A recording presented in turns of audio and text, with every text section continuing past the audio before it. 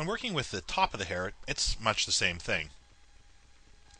As we start to groom using the Effects tab, we may have to compensate by scaling our hair object down using the scale factor.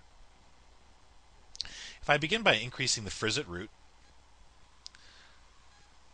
we're going to gain a lot of volume to our hair, especially as we increase the frequency. So this looks like a Richard Grieco cut from the Booker days. Anyways, I'll take the scale attribute and I'll scale the entire hair object down so that the frizz and kink is more in line with the rest of the head.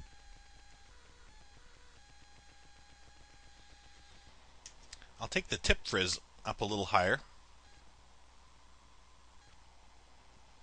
and then do the same for the kink at root and kink at tip. Let's increase those values to add some randomness to the hair. Do the same thing for the tips.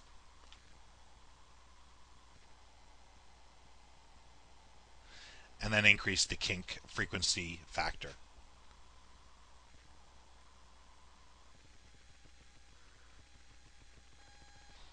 So in the end, we end up with a pretty decent looking haircut. I'm going to also do the same thing with the thickness as I did before. I'll do a 1.1 root thickness and a 0.9 tip thickness, which will help more in the renderer.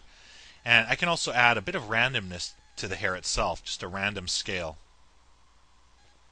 So some hairs will be a little shorter, some a little longer, and it'll just add to the breakup of the entire effect. Maybe I'll even take this, now that I've added a random scale, and I'll scale the whole hair object up just a little bit more.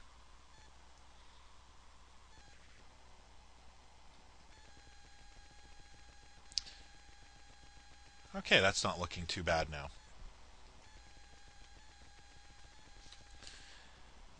If I have a look in the Explorer, I've actually got a couple of lights here that I think were causing some unwanted effects. Let me just delete this light. And I want to get a sense of how my hair looks on the character. It's going to be very light colored hair, but let's have a look at our style and see what we've got. So we're creating some hairs in a pre-processing effect, and now moving on into the actual rendering phase.